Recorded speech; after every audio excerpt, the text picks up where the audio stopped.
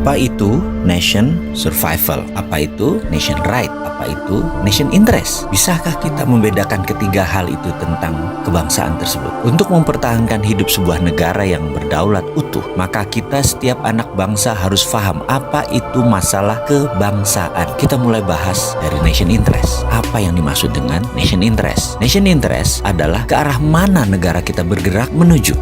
Sebentar. Kita ini jangan-jangan ditanya nation itu apa, state itu apa, atau dalam bahasa Indonesia bangsa itu apa, negara itu apa, nggak ngerti ngebedainnya. Betul ya? Masih bingung? Kita bahas lebih dalam. Bangsa Indonesia itu jadi lebih dulu dari negara Indonesia. Bangsa Indonesia itu jadi lebih dahulu ketika Sumpah Pemuda tahun 1928 dengan mengatakan berbangsa satu, bangsa Indonesia. Maka sejak saat itu jadilah bangsa Indonesia. Sementara negaranya, negara Indonesia baru jadi setelah 17 Agustus 1945.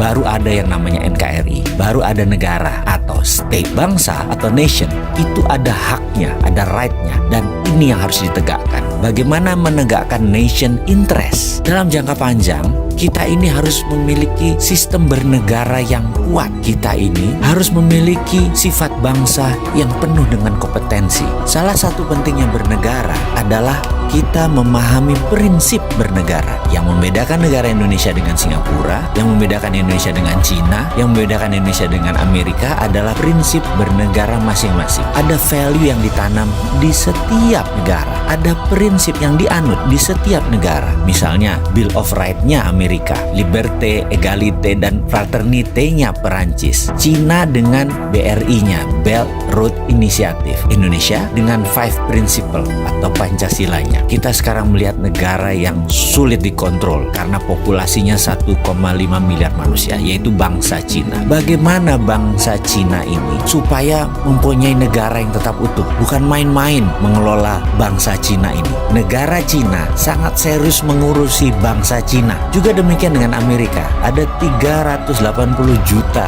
bangsa Amerika yang terdiri dari multi ras, bukan suku loh, ras dan etnik. Ada 100 kali. Amerika adalah negara imigran. Indonesia rasnya sedikit, ada Melanesia, Polinesia, dan Melayu. Jadi suku bangsanya kita banyak. Dan yang unik adalah 89% beragama Muslim, sehingga Indonesia bisa dikatakan dengan 267 juta jiwa, 89%-nya adalah Muslim. Indonesia adalah negara Muslim terbesar di dunia. Jadi bagaimana membuat negara kita ini utuh terus sampai akhir zaman? Saya teringat sebuah sesi dikala saya masih aktif di sebuah lembaga negara urusan pertahanan. Kami diperlihatkan, ditontonkan film dokumenter yang sangat menarik. Film ini adalah bagaimana Cina membangun doktrin bernegara masuk ke bawah sadar anak-anak bangsa Cina. Diperlihatkan melalui kamera CCTV di video tersebut di sebuah tempat penitipan anak. Karena kala itu banyak sekali suami istri yang bekerja di Cina dan anak sematawayangnya dititipkan di tempat penitipan anak milik negara.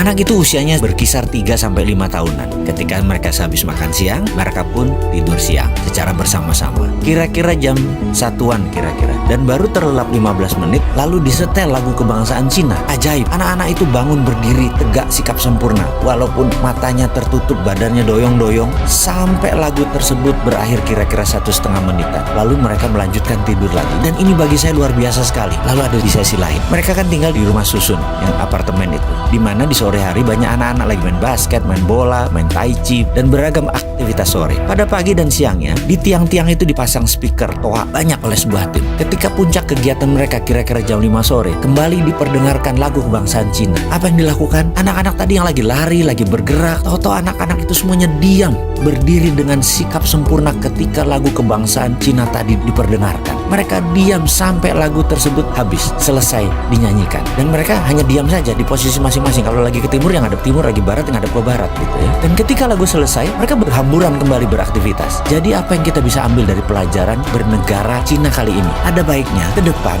lagu Indonesia Raya yang dinyanyikan adalah stansa 2 atau 3 stansa sekaligus. Lalu setiap anak bangsa mendengar lagu Indonesia Raya dinyanyikan, berdiri sikap sempurna, tidak goyang, tegak gagah sampai lagu itu selesai. Inilah strategi survival of the nation. Keberlangsungan kehidupan berbangsa dan bernegara adalah perjuangan jangka panjang. Membentuk karakter ini kita harus membangun dengan semangat yang gigih militan, yaitu diawali dengan sikap sempurna mendengarkan lagu Indonesia Raya.